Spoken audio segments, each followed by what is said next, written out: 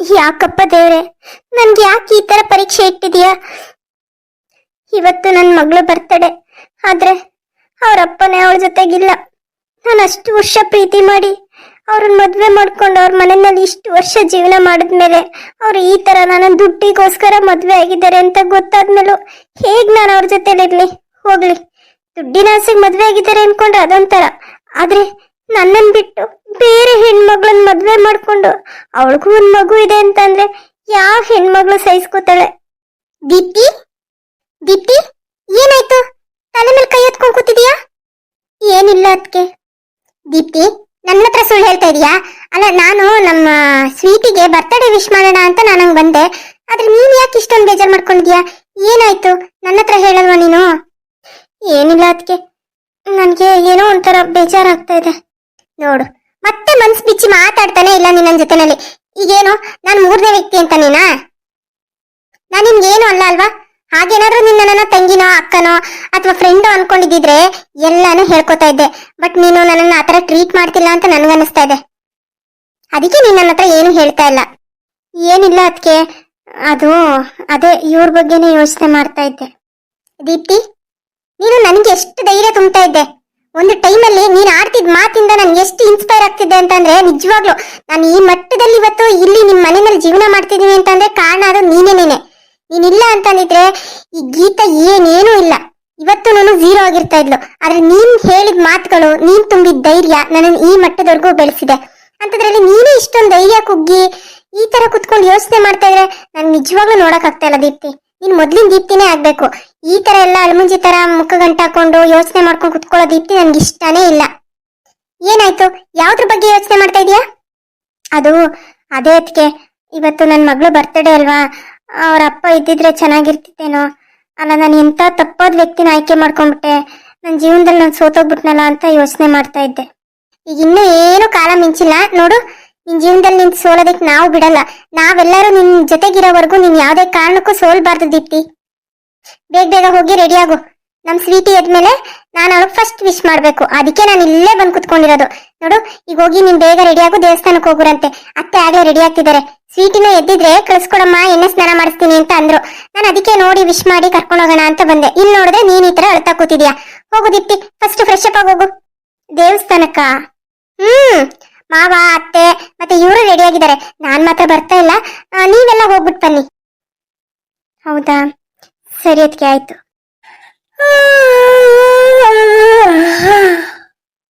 Sweety, happy birthday to you.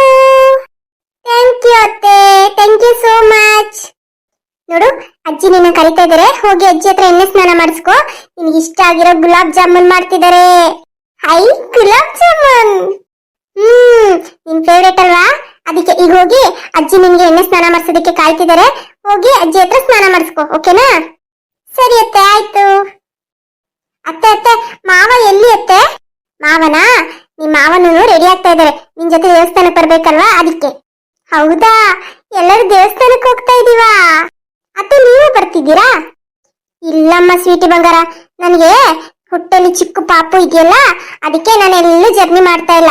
ಅದಕ್ಕೆ ನಾನು ಬರ್ತಾ ಇಲ್ಲ ಈಗ. ಹೌದಾ, ಸರಿ ಅತ್ತೆ, ಆಯ್ತು. ಅದಕ್ಕೆ ಈ ಸ್ಯಾರಿ ಹೇಗ್ ಕಾಣಿಸ್ತಾ ಇದೆ? ವಾವ್, ಸೀರೆ ತುಂಬಾ ಚೆನ್ನಾಗಿದೆ. ನಿನ್ಗಂತೂ ತುಂಬಾ ಚೆನ್ನಾಗಿ ಒಪ್ತಾ ಇದೆ. ಅದಕ್ಕೆ ಸ್ವೀಟಿಯಲ್ಲಿ ನಾನು ಅವಳಿಗೆ ಬರ್ತಡೇ ವಿಶ್ ಮಾಡಿಲ್ಲ. ಸ್ವೀಟಿನಾ? ಅವಳು ಅತ್ತೆ ಹತ್ರ ಹೋದ್ಲು. ಅದೇ ಅತ್ತೆ ಎಣ್ಣೆ ಸ್ನಾನ ಮಾಡಿಸ್ತೀನಿ ಕಳ್ಸು ಅಂತ ಹೇಳಿದ್ರಲ್ಲ, ಅದಕ್ಕೆ ಕಳ್ಸ್ಕೊಟ್ಟೆ. ನಾನ್ ನಿನ್ ಜೊತೆಲೆ ಮಾತಾಡೋಣ ಅಂತ ಹೇಳಿ ಇಲ್ಲೇ ಉಳ್ಕೊಂಡೆ. ಅದಕ್ಕೆ ನಿಂತ್ಕೊಂಡೆ ಇದ್ದೀರಲ್ಲ, ಬನ್ನಿ ಕುತ್ಕೊಳ್ಳಿ. ಅದಕ್ಕೆ ಏನಾಯ್ತು? ಏನೋ ಯೋಚನೆ ಮಾಡ್ತಾ ಇರೋ ತರ ಇದೆ. ದೀಪ್ತಿ, ನಾನೊಂದು ಇಕ್ಕಟ್ಟಲ್ಲಿ ಸಿಗಾಕೊಂಡ್ಬಿಟ್ಟಿದ್ದೀನಿ. ಇದಕ್ಕೆ ಯಾರ ಹತ್ರ ಪರಿಹಾರ ಕೇಳಬೇಕು ಅಂತ ಗೊತ್ತಾಗ್ಲಿಲ್ಲ. ಅದಕ್ಕೆ ನಿನ್ ಹತ್ರನೇ ಮಾತಾಡೋಣ ಅಂತ ಬಂದೆ. ಏನದಕ್ಕೆ, ಏನಾಯ್ತು? ದೀಪ್ತಿ, ಅದು ನಮ್ಮ ಅಣ್ಣ ಇದ್ದಾನಲ್ಲ, ಅವನು ಏನೋ ಬಿಸ್ನೆಸ್ ಮಾಡ್ಬೇಕು ಅಂತ ಅನ್ಕೊಂಡಿದ್ದಾನಂತೆ. ಅದಕ್ಕೆ ಸ್ವಲ್ಪ ಏನಾದ್ರೂ ದುಡ್ಡು ಕಾಸು ಸಹಾಯ ಆಗುತ್ತೇನೋ ನನ್ನಿಂದ ಅಂತ ಅವ್ರು ಎಕ್ಸ್ಪೆಕ್ಟ್ ಮಾಡಿದ್ರು ಅನ್ಸುತ್ತೆ.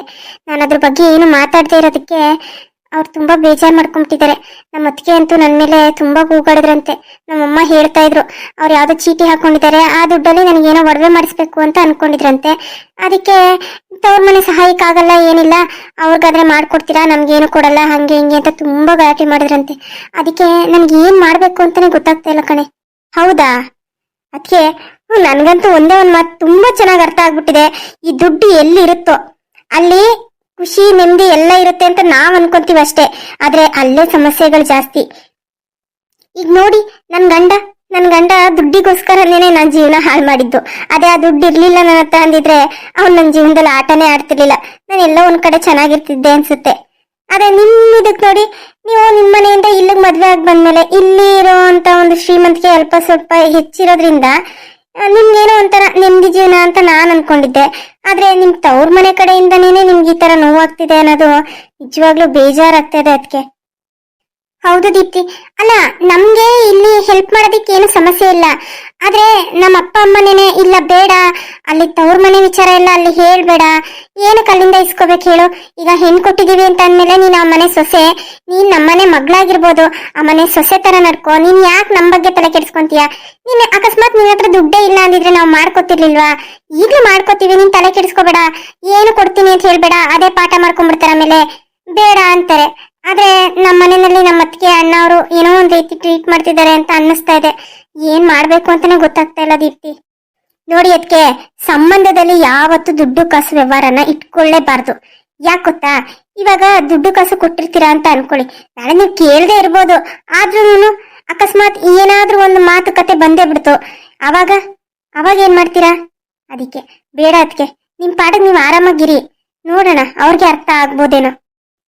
ಹಿರಿಯತ್ಗೆ ನನ್ನ ಮಗಳು ಬರ್ತಡೇದು ಒಂದೆರಡು ಸ್ಟೇಟಸ್ಗಳು ಹಾಕ್ಬಿಡ್ತೀನಿ. ಹೌದಾ, ನೀನು ಸ್ಟೇಟಸ್ ಹಾಕಿ ಇಲ್ವಾ? ನೋಡು, ಸ್ಟೇಟಸ್ ಚೆಕ್ ಮಾಡು. ನಾನು ಮತ್ತೆ ಇವರು ರಾತ್ರಿ 12 ಗಂಟೆಗೆನೆ ನಿನ್ ಮಗಳ ಸ್ಟೇಟಸ್ನ ನಾವು ಆಲ್ರೆಡಿ ಹಾಕ್ಬಿಟ್ಟಿದೀವಿ. ಹೌದಾ, ನಾನೇ ಹಾಗಾದ್ರೆ ಲೇಟು. ನೀವೆಲ್ಲರೂ ಫಸ್ಟ್ ವಿಶ್ ಮಾಡ್ತಾ ಇದ್ದೀರಾ, ಫಸ್ಟ್ ಸ್ಟೇಟಸ್ ಹಾಕೊಂಡಿದ್ದೀರಾ, ಬಟ್ ನಾನೇ ಇನ್ನೂ ಏನು ಮಾಡಿಲ್ಲ. ಇರಿ, ಈಗ್ಲೇ ಹಾಕ್ತೀನಿ. ಆಮೇಲೆ ನನ್ ಮಗಳು ಮಮ್ಮಿ ನೀನ್ ಸ್ಟೇಟಸ್ ಹಾಕೇ ಇಲ್ಲ ನಂದು ಅಂತ ಹೇಳ್ಬಿಟ್ಟು ಅದಕ್ಕೂ ಬೇಜಾರ್ ಮಾಡ್ಕೊಂಡ್ಬಿಡ್ತಾಳೆ. ಓ, ಇಷ್ಟು ಒಳ್ಳೆ ಸಾಂಗ್ಸ್ ಹಾಕ್ಬಿಟ್ಟಿದ್ದೀರಾ. ವಾವ್, ಸ್ಟೇಟಸ್ ತುಂಬಾ ಚೆನ್ನಾಗಿದೆ. ನಂದೇನ್ ನೋಡ್ತಾ ಇದೀಯಾ? ಇನ್ನ ನಿಮ್ಮ ಅಣ್ಣ ಹಾಕಿದಾರ ನೋಡು. ವಾವ್, ಅಣ್ಣನು ತುಂಬಾ ಚೆನ್ನಾಗಿರೋ ಸಾಂಗ್ಸ್ ಹಾಕಿದಾನೆ. ಇದನ್ನೆಲ್ಲ ಏನಾದ್ರೂ ನಮ್ ಸ್ವೀಟಿ ನೋಡ್ಬಿಟ್ರೆ ತುಂಬಾ ಖುಷಿ ಪಡ್ತಾಳೆ. ಇದ್ಯಾರಿದು? ಶರ್ಮಿಳಾ? ಅವಳು ನನ್ ಮಗಳು ಬರ್ತಡೇ ವಿಶ್ ಮಾಡಿದಾಳ? ಏನ್ ಆಶ್ಚರ್ಯ. ಯಾರ್ ದೀಪ್ತಿ, ನಿನ್ ನಾದ್ನೀನಾ? ಹಾ ಹೌದದ್ಕೆ, ನೋಡಿ ಸ್ಟೇಟಸ್ ಹಾಕಿದಾಳೆ, ಹ್ಯಾಪಿ ಬರ್ತ್ಡೇ ಮುದ್ದು ಸೊಸೆ ಅಂತ. ಎಷ್ಟೇ ಆದ್ರೂ ಅವ್ರ ಸೊಸೆನೇ ಅಲ್ವಾ, ಅವ್ರಿಗೂ ಪ್ರೀತಿ ಇರುತ್ತೆ ಬಿಡು. ಇಷ್ಟ ದಿನ ನಾನು ನೋಡಿದೀನಿ ಬಿಡಿ. ಅವಳು ನನ್ನ ಮಗಳನ್ನ ಎಷ್ಟು ಪ್ರೀತಿ ಮಾಡ್ತಿದ್ಲು, ಅವಳ ಮೇಲೆ ಎಷ್ಟು ಪ್ರೀತಿ ಎಷ್ಟು ಕಾಳಜಿ ಅಂತ ಕಣ್ಣಿಂದ ನೋಡ್ಬಿಟ್ಟಿದೀನಿ. ಅದಕ್ಕೆ ಅವಳು ಕಾಲ್ ಮಾಡ್ತಿದ್ದಾಳೆ. ಹೌದಾ, ಅದೇ ನೀನ್ ಸ್ಟೇಟಸ್ ನೋಡ್ದಲ್ಲ, ಮೋಸ್ಟ್ಲಿ ಅವಳಿಗೆ ವೀವ್ ಆಗಿರ್ಬೇಕು, ಸ್ಟೇಟಸ್ ನೋಡಿದಾರೆ ಅಂತ, ಅದಕ್ಕೆ ಕಾಲ್ ಮಾಡ್ತಿದ್ದಾಳೆ ಅನ್ಸುತ್ತೆ. ರಿಸೀವ್ ಮಾಡಿ ಕೇಳಿ ಏನು ಅಂತ. ಹಿರಿಯತ್ಗೆ ಹಾಗೆ ಲೌಡ್ ಸ್ಪೀಕರ್ ಹಾಕ್ತೀನಿ. ಹಲೋ ಹಲೋ, ಅದಕ್ಕೆ ನಾನು ಶರ್ಮಿಳಾ ಮಾತಾಡ್ತಿರೋದು. ಹಾ ಗೊತ್ತಾಯ್ತು, ಹೇಳು. ಹೇಗಿದ್ದೀರಾ ಅದಕ್ಕೆ? ಚೆನ್ನಾಗಿದ್ದೀರಾ? ಹಾ, ನನ್ಗೇನು ಕಮ್ಮಿ ಆಗಿದೆ ಚೆನ್ನಾಗಿದ್ದೀರಾ ಅಂತ ಕೇಳಕ್ಕೆ? ನಾನು ಆರಾಮಾಗೇ ಇದ್ದೀನಿ. ಯಾಕೆ, ನಿಮ್ ಮನೆ ಬಿಟ್ಟು ಬಂದ್ಮೇಲೆ ನಾನು ಹಾಳಾಗ್ಬಿಟ್ಟಿದೀನಿ, ಕೊರಕೊಂಡು ಹತ್ಕೊಂಡು ಒಂದ್ ಮೂಲೆ ಸೇರ್ಬಿಟ್ಟಿದೀನಿ ಅಂತ ಅನ್ಕೊಂಡಿದ್ಯಾ? ಹಂಗಾಗೋದಕ್ಕೆ ಚಾನ್ಸೇ ಇಲ್ಲ. ಅಲ್ಲ ಅದಕ್ಕೆ, ಹಾಗಲ್ಲ. ಮತ್ ಇನ್ಯಾವ ತರ ಕೇಳ್ತಾ ಇದೀಯ ನೀನು?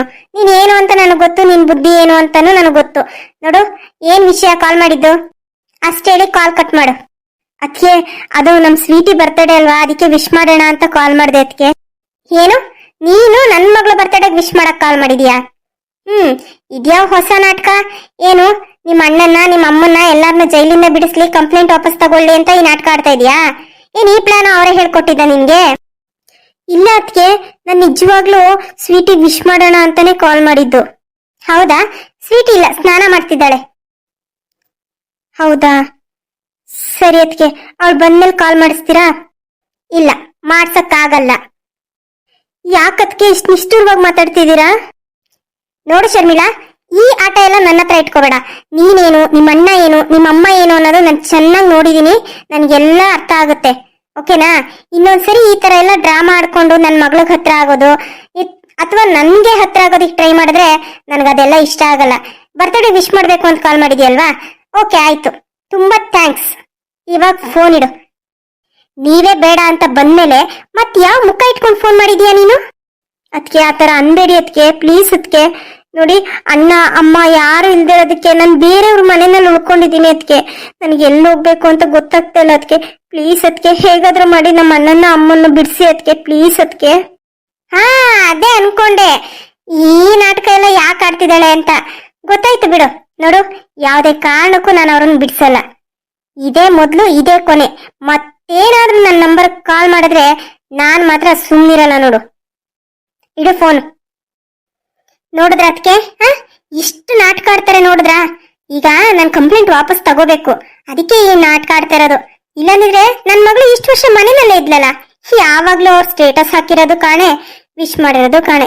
ಈ ವರ್ಷ ಮಾಡಿದಾಳೆ ಅಂತ ಅಂದ್ರೆ ಅದೇ ರೀಸನ್ ತಾನೆ.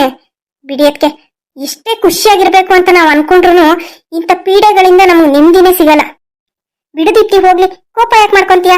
ಅವ್ರು ಮಾಡಿದ್ದವ್ರು ಅನ್ಭವಿಸ್ತಾರೆ. ಬಿಡು ಹೋಗ್ಲಿ. ಹೋಗು, ರೆಡಿಯಾಗು, ದೇವಸ್ಥಾನಕ್ಕೆ ಹೋಗ್ಬಿಟ್ಟು ಬರೋರಂತೆ. ಎಲ್ಲ ಮರ್ತು ಬಿಡು. ಈಗ ಅವ್ರು ಬೇಡ ಅಂತ ಬಿಟ್ಟು ಬಂದಾಯ್ತು ತಾನೆ. ಫೋನ್ ಮಾಡಿದೀಯ ತಾನೆ, ಹೇಳ್ದೆ ತಾನೆ ಮತ್ತೆ ಕಾಲ್ ಮಾಡ್ಬೇಡಿ ನನಗೆ ಅಂತ. ಮತ್ತೆ ಯಾಕೆ ಟೆನ್ಷನ್ ಮಾಡ್ಕೋತೀಯ? ಆ ತರ ಏನಾದ್ರೂ ಕಾಲ್ ಮಾಡಿದ್ರು ಅಂದ್ರೆ ನಂಬರ್ ಬ್ಲಾಕ್ ಮಾಡು. ಮತ್ತೆ ಇನ್ಯಾವ ಮುಖ ಇಟ್ಕೊಂಡು ನನಗೆ ಫೋನ್ ಮಾಡ್ತಾಳೆ ಹೇಳಿ? ಇವಾಗ್ಲೇ ಉಗ್ದು ಉಪ್ಪಾಕಿಲ್ವಾ ಇನ್ನೊಂದ್ಸರಿ ಫೋನ್ ಮಾಡ್ಬೇಡ ಅಂತ? ಮಾಡಲ್ಲ ಬಿಡಿ. ಸರಿ ಆಯ್ತು, ಹಾಗಿದ್ರೆ ನೀನ್ ಯಾಕೆ ಈ ತರ ಮುಖ ಊದಿಸ್ಕೊಂಡು ಕೂತಿದ್ಯಾ? ಹೋಗು ಹೋಗ್, ರೆಡಿಯಾಗಿ ಹೋಗು. ನಿನ್ ಮಗಳು ಈಗ ಬಂದೇನಾದ್ರೂ ನಿನ್ನ ಈ ತರ ನೋಡ್ಬಿಟ್ರೆ ಬೇಜಾರ್ ಮಾಡ್ಕೊಳಲ್ವ ಅವಳು? ನನ್ ಬರ್ತಡೇ ದಿನ ಮಮ್ಮಿ ಈ ತರ ಮುಖ ಮಾಡ್ಕೊಂಡಿದೆ ಅಂತ. ಹೋಗು ಹೋಗಿ ದೇವಸ್ಥಾನಕ್ಕೆ ಹೋಗ್ಬಿಟ್ಟು ಬರೋಗು, ಮನ್ಸ್ಗೂ ನೆಮ್ಮದಿ ಸಿಗುತ್ತೆ. ಸರಿ ಅದಕ್ಕೆ ಆಯ್ತು.